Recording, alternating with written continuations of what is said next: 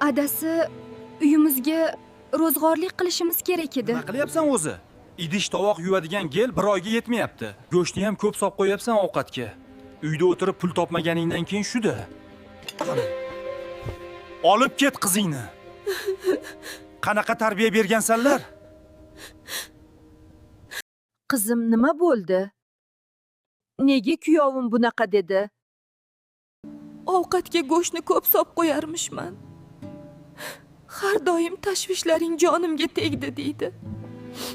Olib kelgan ro'zg'orliklarni ham minnat qiladi. Axir bu uyda o'zi ham ovqatlanadi-ku. Har gapida ishlamaysan, uyda o'tiribsan deyshadi. Men ataylab emas, farzandimizni katta qilish uchun uyda o'tiribman-ku. Qizim, ularning aytganini qil. O'zingni ehtiyot qil. Go'shtni kam solish kerak bo'lsa shunday qil. Gap qaytarmagin bolam. Ovqatni qara. Go'shtni muncha kam solgansan. Uyingda ovqatga go'sht solisharmidi?